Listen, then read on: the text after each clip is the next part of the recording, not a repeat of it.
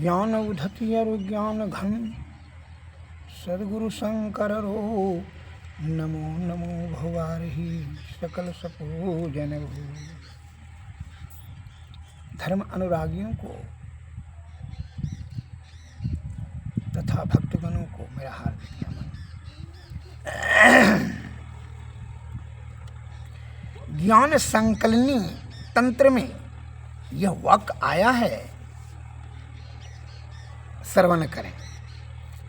श्लोकम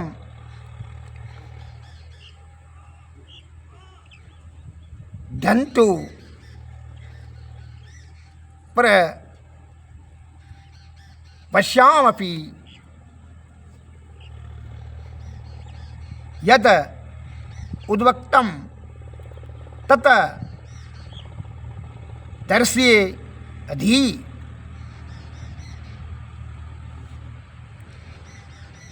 सर्वम चिंता परित्याग्यो निश्चिंतो योग उच्यते। तत्वदर्शी महात्मा गण ने जिस विषय का वर्णन किया है, मैं आधे श्लोक में उसी का वर्णन करूंगा। सर्वम मैंने सभी चिंताओं को त्याग कर निश्चिंत होने को ही योग कहते हैं। सभी चिंताओं को आप त्याग दीजिए। चिंता करने से बुद्धि का और शरीर का नाश हो जाता है। चिंतन करने से भले बुद्धि का प्रवर्धन होता है, चिंता करने से बल और बुद्धि दोनों का नाश होता है। इसलिए कह रहे हैं कि सभी चिंताओं को त्याग कर निश्चिंत हो कर जो हो जाते हैं, मन चिंता रहित हो जाते हैं, उसे ही योग कहा जाता है।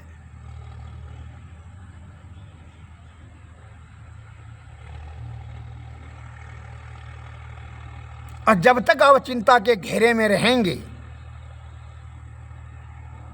तो समझ लीजिए विषय के दायरे में हैं आप। और जब तक विषय के दायरे में आप हैं तब निश्चिंत नहीं हो सकते हैं। और जब निश्चित नहीं होंगे तब तो विषय विष शब्द से बना है, वो तो उसमें उलझ कर करके अपना बल बुद्धि आयु सबको गंवा देंगे। फिर तो सुख और शांति और समृद्धि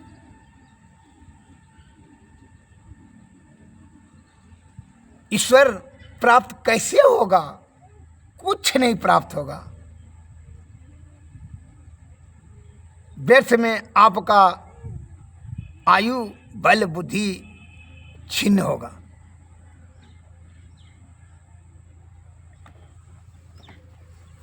किसी भी ज्ञानियों का ज्ञान तभी आप अमल कर सकते हैं जब निश्चिंत भाव से सुन करके समझ लेंगे और समझ कर करके सही समय पर अमल करेंगे, उन्हें ही सफलता सिद्धि मिलती है। संत वाणी में शब्द आया है, सुनी समझै मन मुदित मनो अमन जहीं जहीं अनुराग लहई चार फल अक्षत जनो साधु समाज पर्याग। साधु समाज ज्ञानियों ध्यानियों ने कहा कि सुनी समझाएं मन मुझ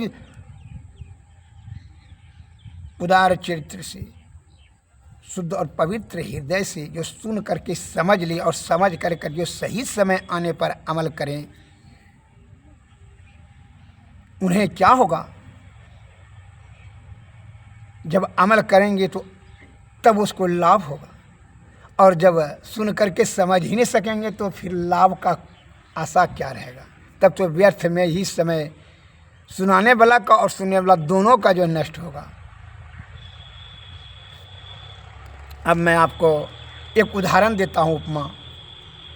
एक शिकारी ने सुग्गा को पकड़ लिया, जाल बिछा कर करके वह दाना के लालच में फंस गया।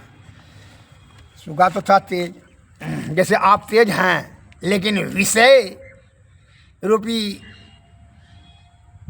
लालच में फंस करके मायाबद्ध होकर के उसमें फंस जाते हैं कि खूबसूरती स्त्री में, धन में, सुरा सुंदरी, सुरा माने शराब में, नशा में, सोना में आनंद मिलेगा। अरे मूर्ख, वो आनंद जो तुमको क्षणभंगुर मिलेगा वो तो ही महादुखों का कारण बन जाएगा। और इतना समझ नहीं सकते हो कि संत महात्मा लोग अनादिकाल से वह सभी चीज का परित्याग कर करके एकांत में जा करके ध्यान, योग, तपस्या, ज्ञान क्यों कहता है प्राप्त करो? वह भी कुछ चाहत है। क्या है? तुमसे श्रेष्ठ चाहत है, धन और स्त्री, नशा, परिवार सभी का परित्याग करके किस चीज़ की खोज में है? कंदराओं में, गुफाओं में आदिकाल से संत महात्मा लोग, वह सर्वश्रेष्ठ, सर्वोपरि पूजनीय है, परम पूजनीय है। क्यों? क्या चीज़ के खोज में? आप सोचते हो कि हम करोड़पति हो जाएंगे तो हम मर, हमको गांव में बड़ा इज्जत प्रतिष्ठा मिलेगा। लेकिन यह तो समझो कि कोई करोड़पति अरबपति का किसको कब तक प्रतिष्ठा मिलता है? जब तक यह है तो तुम्हारा लोकल आदमी जो है जी जी जी हजूर करेगा। लेकिन संत महात्मा तो किसी को कुछ दिया लिया नहीं। वो कौन सी ज्ञान दिया है? अनमोल ज्ञान, ईश्वर प्राप्ति करने का अनमोल ज्ञान, और सुख और शांति और समृद्धि सही प्राप्त करने का उन्होंने अनमोल ज्ञान दिया। इसलिए वह परम पूजनीय है, सर्वोत्तम है, सर्वश्रेष्ठ है, सर्वोपरि है। इसलिए उनका फोटो का भी पूजा होता है। अनादिकाल से बताते रहे हैं कि मायाबद्ध होकर के जीव आत्मा विषय में आसक्त होकर करके नाना प्रकार का जीवन मरण के चक्कर में फंस कर करके दुख को सहता है। ये जीवात्मा के मुक्ति के लिए श्री सद्गुरु के शरण में जाना ही अति अनिवार्य है, दूसरा कोई विकल्प नहीं है। और वही चीज़ जो कि परम आनंद है, वह आनंद कभी छीन नहीं होता है। उसे ही ईश्वर, भगवान, गॉड, अल्लाह कहा जाता है। परम आनंद को यह जीवात्मा वो परम आत्मा को में मिल जाएगा। जैसे गंगा में अगर यदि साधारण जल भी मिल जाता है तो वह गंगा नदी कहलाने लगता है। वह परम पूजनीय है, आदरणीय है, अस्तुतय हो जाता है, निर्मल हो जाता है। यह गंदा पोखर तोखर का नाली का पानी भी जाता है। तो उसी प्रकार यह जीवात्मा जो विषया आसक्त होकर के दूषित हो चुका है, जीवात्मा जब परमात्मा में मिल जाएगा, अर्थात उसी को मोक्ष कहा जाता है, मिल जाएगा, तब क्या होगा? वह निर्मल हो जाएगा। फिर ये दुख और सुख के परे हो जाएंगे। इसीलिए वही चीज़, जैसी चीज़ भारी मुट्ठी जब कोयला पकड़ लेंगे, हीरा कैसे पकड़ेंगे? प्राप्त कैसे होगा? ये क्षणभंगुर सुख पाने के लिए जो है अपना बल बुद्धि सब खर्च कर देंगे, आयु खर्च कर देंगे, तो ईश्वर प्राप्ति कैसे होगा? इसलिए संत महात्मा लोग ने प्रवचन के माध्यम से ही हम लोगों को कहते आ रहे हैं कि परम आनंद प्राप्ति करने के बारे में ही जुक्ति लगाओ, वही ज्ञान प्राप्त करो श्री सद्गुरु के शरण में जा कर के। पहले उसका कहानी मैं पूरा कर देता हूँ। जब वह शिकारी ने वह सुग्गा को जाल में फंसा लिया, सुग्गा ने निकलने का बहुत प्रयत्न किया लेकिन नहीं निकल सका। सुग्गा ने उसको बताने लगा जिस प्रकार वह लालच में, चावल के दाने के लालच में फंस गया, उसी प्रकार ये भी अपना जाल चलाया। बहलिया को कहता है शिकारी को, सुनो शिकारी, वह ज्ञान हमारे पास में है, जो वह ज्ञान अगर तुमको बता देंगे तुमको खजाना मिल जाएगा। तुम हमको पकड़ करके दो पैसा के में जाकर के बाजार में बेच दोगे, लेकिन वह चीज़ हम तुमको ज्ञान बता देंगे। कौन ज्ञान? जिससे कि तुमको सोने का खजाना मिल जाएगा। वो भी लालच का ही जाल फेंका। इस प्रकार सोचा कि हम जब लालच में फंस गए होशियार होकर के, तो इसको भी लालच है, ये मनुष्य है, ये शिकारी काहे में फंसेगा। तो जान लिया कि हम भूखे तृप्ति के लिए, दाना के लिए फंस गए, पेट भरने के लिए, दाना चुगने के लिए फंस गए लालच में। अब ये पैसा कमाने हमको बेचा, जिसको पैसे में खजाने में इसको भी फंसा हुए लोग में। तो वो बताया कि देखो शिकारी सुनो, तुमको वह चीज़ हम, वह ज्ञान बता देंगे, वो हम देखे हैं कि तू खजाना पालेगा, वह जगह ही बता देंगे, लेकिन तू छोड़ेगा तब। करके शिकारी ने बोला कि हम छोड़ेंगे, तू उड़ के भाग जाएगा। करके नहीं भागेंगे, तुमको हम ज्ञान का बात बताते जा रहे हैं, तो एक एक ठो बात बोलते जाएंगे, तो जो है तब अंतिम में बता देंगे, तब तो तू छोड़ेगा ना। तो हाँ। तो बोला सुनो,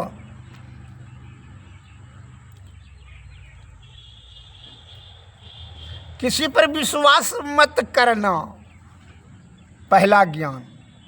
बोला अच्छा। तो शिकारी सोचा कि तो बड़ा बढ़िया बात बोल रहा है, बिल्कुल ठीक। अच्छा दूसरा बात, आप पहले निकालो ना इससे, जाल से निकाल कर करके उसको हाथ में लिया। दूसरा ज्ञान, बीते हुए बातों पर पश्चाताप मत करना।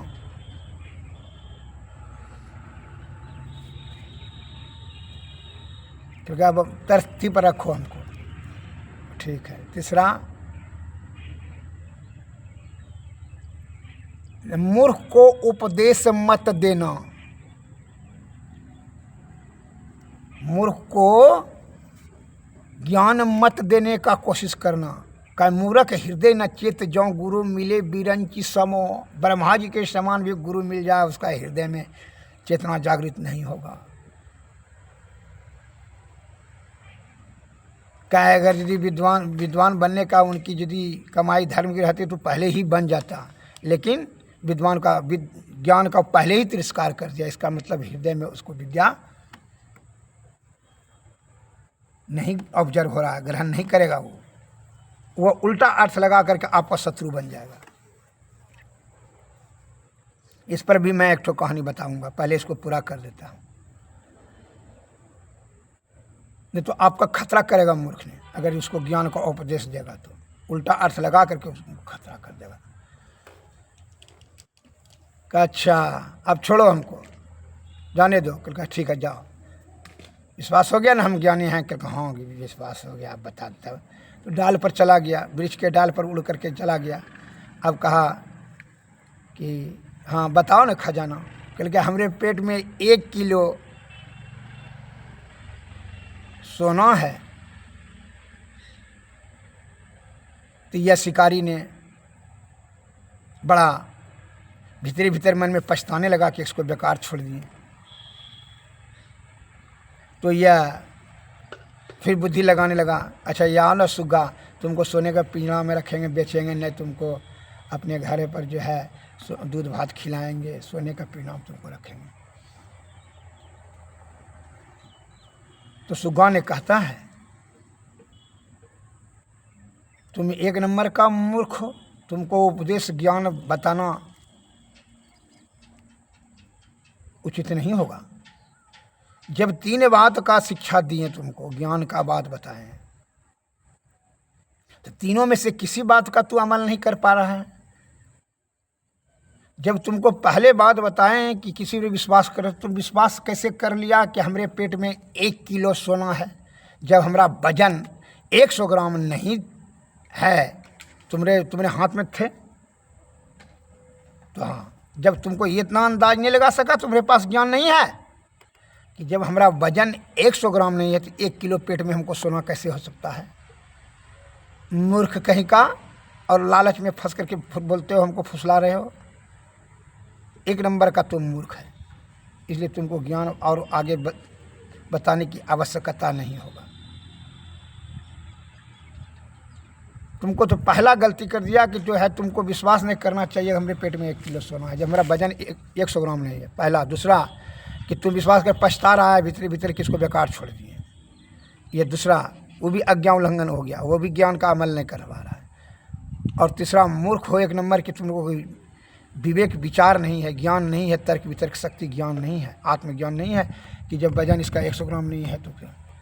और दूसरे अपना मूर्ख तो दूसरे को भी मूर्ख बना रहे, फिर आने लाल कितना लालची हो।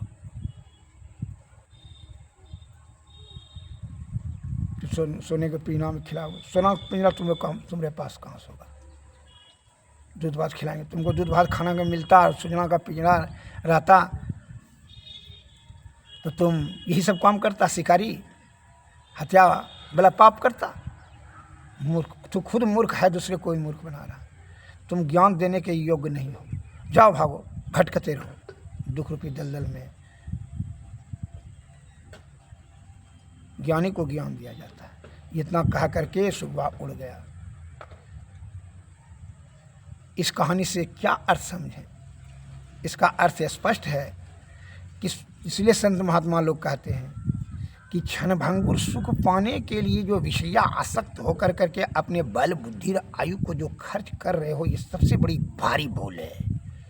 ये जीते जी ही ईश्वर प्राप्त कर ले, मोक्ष की प्राप्ति कर लो, तभी ये जीवात्मा का कल्याण होगा, अन्यथा आपको कष्ट निश्चित हो जाएगा।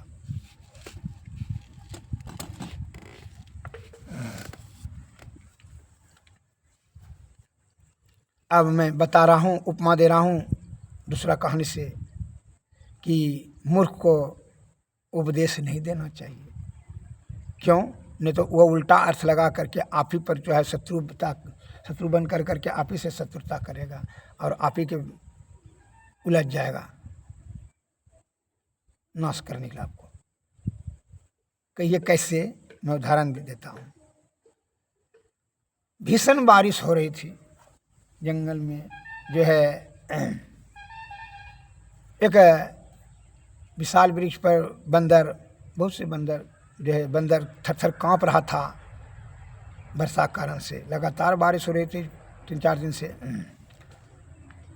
और चिड़ियाँ अपने घोंसला में बैठे बैठी उनका दुख देख करके, बंदरों का दुख देख करके चिड़ियाँ से नहीं रहा गया। दया का भाव प्रकट करते हुए बोली ज्ञान का बात कि बंदर भैया, वर्षा से पहले अपना घर क्यों नहीं बना लेते हैं? आलस का त्याग करके घर बना लेते हैं। इतना भीषण वर्ष में ठंडा नहीं ना, दुख नहीं ना सहना पड़ता भैया, आपको घर बना लेना चाहिए।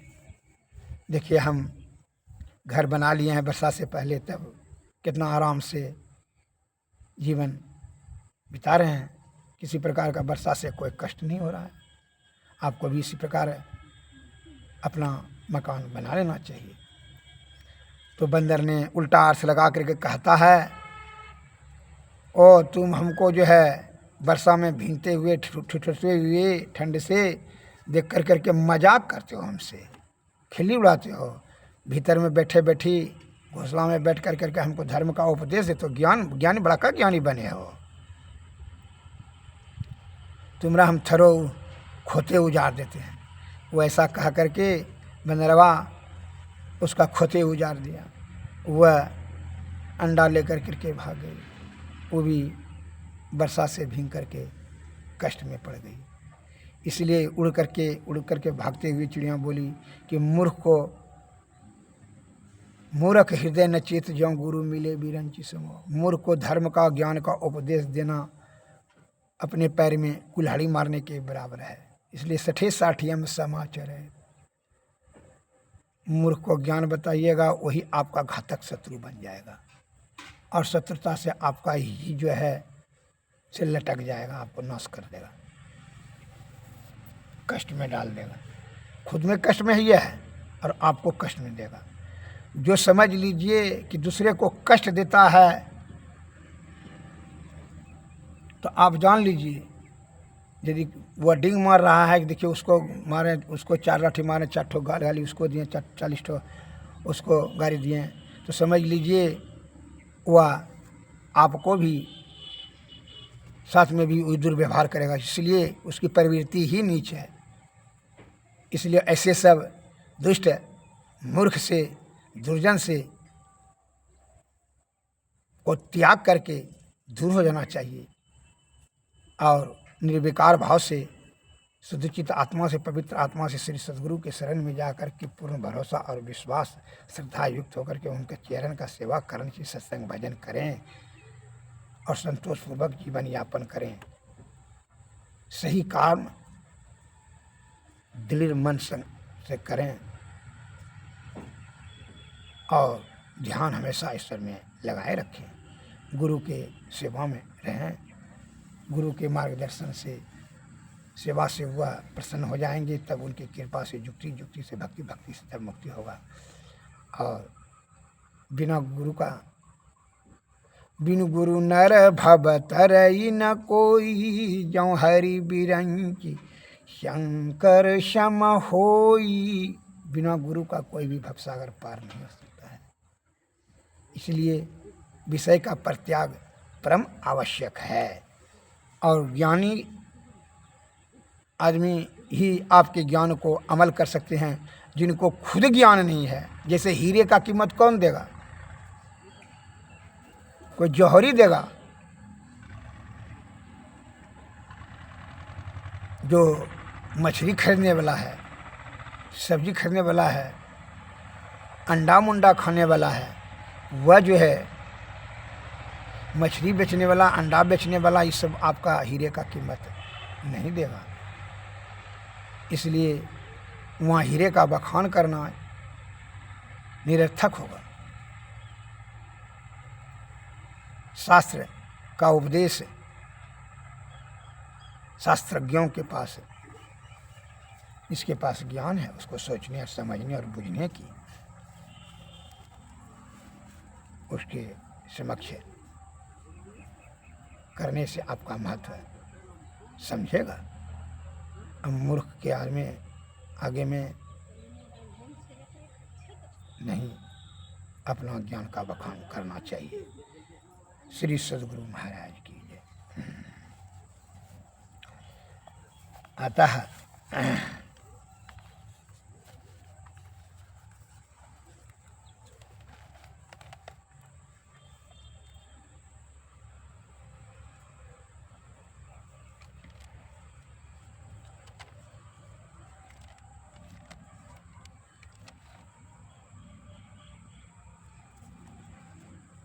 दुखों से निवृत्ति पाने के लिए, जीवन मरण से छुटकारा पाने के लिए, अर्थात मोक्ष पाने के लिए गुरु की परम आवश्यक है। उन्हीं की कृपा से आपका यह आवागमन का चक्कर छूटेगा। काहे मायाबद्ध होकर के विषय में इतनी आसक्ति हो गई कि उसका त्याग करना बहुत टेढ़ी खीर है, लोहे के चने चबाने के बराबर। मन और अहंकार की प्रबलता अत्यधिक हो गई। जैसे गोबर के कीड़ा को अगर यदि मिश्री के ढेर पर पहुंचा दिया जाए, उसको वह अच्छा नहीं लगेगा। गोबरे में दीजिए तब वो रहेगा। सुअर को अगर शहद कुंड में दे दिया जाए, उसको वहाँ अच्छा नहीं लगेगा, वो मले कुंड की तरफ जाएगा। इसलिए जो विषयीय आसक्त है, आदिकाल से विषय में जिसकी आसक्ति हो चुकी है, वह उनका भाव निर्विकार होकर करके सद्गुरु के चरणों में उनकी अभिरुचि नहीं होगी।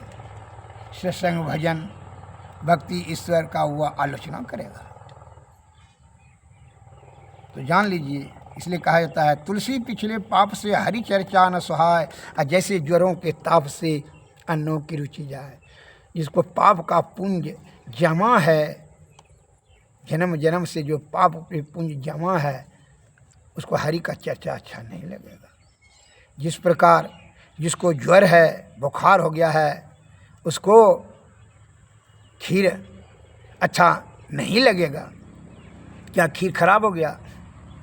नहीं, उसका पैंक्रियास ही खराब हो गया। उसी प्रकार क्या हरि आलोचना, ईश्वर आलोचना के योग्य है? जिनकी कृपा से पूरा ब्रह्मांड की रचयिता हुई है, संचालन है, कण कण में संव्याप्त है, वह आलोचना का पात्र है। लेकिन मूर्ख हृदय नचित ज्यों गुरु मिले, वो पाप से आयुक्त होकर करके उसकी मस्तिष्क विभ्रम में चला गया है।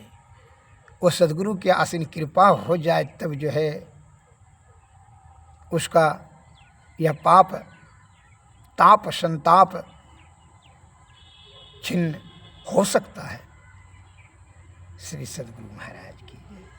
इसलिए सदगुरु के शरण में जाएं तो क्या होगा? सदगुरु से कहते हैं, सदगुरु सेवत गुरु को सेवत, मिटत सकल दुख झेला रे। यह दुनिया दिन चारि बसेरा, यहाँ न मेरा तेरा रे। मेरा तेरा दऊ यम के हाथे, पकड़ी पकड़ी जीने घेरा रे। गुरु सेवत गुरु को सेवत, मिटत सकल दुख झेला रे। सतगुरु गुरु बिन ना कोई कबहूँ, जो तोड़े यम घेरा रे। याते उठो सतगुरु हेरो, सेव करो बहु तेरा रे। तन मन धन या तम तिनके पद, हरपि बचो यम फेरा रे। सतगुरु सेवत गुरु को सेवत, मिटत सकल दुख झेला रे। जागृत जिंदौ सतगुरु जग में, सब जिने को करे जोड़ा रे। बाबा सतगुरु देवी साहबे, जा पद को मैं ही चेरा रे। गुरु सेवत गुरु को सेवत, मिटत सकल दुख झेला रे। ये दुनिया दिन चारि बसेरा, यहाँ न तेरा मेरा रे। श्री सदगुरु महाराज की जय। श्री सदगुरु महाराज की जय। गुरु के चरण का सेवा करने से ही सकल दुख मिट जाएगा। उनकी कृपा से कहा, यह दुनिया जो है 4 दिन का बसेरा है, धर्मशाला है। यहाँ न तेरा है न कोई मेरा है, ये तो राइन बसेरा है। इसलिए इस बात को हमेशा रखें याद। एक राजा साहब जंगल में शिकार खेलने के लिए गए तो वो भटक गया। एक महात्मा जी के कुटिया पर पहुँचे, तो कहा कि बस्ती किधर है? महात्मा जी ने एक और इशारा करके कहा उधर है, जाओ। राजा साहब वहाँ घोड़ा लेकर गए, वहाँ देखा श्मशान घाट है। उस क्रोधित होकर के उधर आया है। कहा आप महात्मा होकर के झूठ बोलते? कल की क्या झूठ बोले भाई? कल की उधर तो श्मशान घाट है, बस्ती। हम पूछा आपको, बस्ती में क्या होता है? आप राजा होकर करके सब कि शब्दार्थ तो समझ सकते हैं। बस्ती में उन्होंने वास करना हो तो सभी तो वास करता है, वहीं राजा रंग फकीर सब तो वहीं वास करता है। आपको पूछना नहीं चाहिए बसेरा किधर है, धर्मशाला किधर है, तब ना हम बताते कि उधर है धर्मशाला, 4 दिन यहाँ रहना। जहाँ तू रह रहा है क्या वो बस्ती है? ऐसा बताइए। बस्ती में तो वास कीजिएगा, वहाँ शमशान घाट नहीं जाइएगा। शमशान घाट में अस्थाई वास हो जाएगा ये तन का। इसमें 2 शरीर, साकार एक निराकार। निराकार तो निराकार में चला जाएगा और साकार का तो वही शमशान में जलकर राख हो जाएगा। इसलिए निराकार को सही दिशा दिलाने के लिए सदगुरु के शरण में जाओ तो वह मोक्ष का परब्रह्म में मिल जाएगा। अन्यथा वह जो है विषय में आसक्ति होने के कारण से फिर दूसरे योनि में प्रवेश कर जाएगा। फिर पिंड विंड का जो है ना चक्कर वो लगाते रहेगा, 84 लाख योनि में भ्रमण कर करके नाना प्रकार का दुख उठाते रहेगा। इस सभी पूर्ण से मुक्ति के लिए सदगुरु के शरण में जाना होगा। उनकी कृपा की क्या अति अनिवार्यता है। ना तेरा मेरा जो है, ना तेरा है ना कोई मेरा है। यह जीव का जो है घेरा है, ये जम का जो है घेरा है, बंदी गृह है यह संसार। दुनिया बंदी गृह है, यम के जीव बंदी गृह है। यह यम जो है जलहर बाबू है, यहाँ का है ये बंदी गृह है संसार। सदगुरु बिना जो है कोई कबहू ना तोड़े यम का घेरा। सदगुरु के बिना कोई यम का घेरा नहीं तोड़ सकता है। इसलिए उठो और सदगुरु के हेरो सेवा करो और तन मन आत्मा सभी को अर्पण कर करके सदगुरु के चरणों में अर्पण करके तभी यम का फेरा से तुम बच सकता है। कहा है जिंदा जो है सदगुरु ही जग में है, जिनको जो है जीवात्मा को परमात्मा में जोड़ने का काम सदगुरु की कृपा से ही होती है। हमारे गुरु महाराज की यह वाणी में बताया गया है। इसलिए सत्संग भजन करो और सदगुरु के शरण में जाओ। श्री सदगुरु महाराज, सदगुरु महाराज की जय।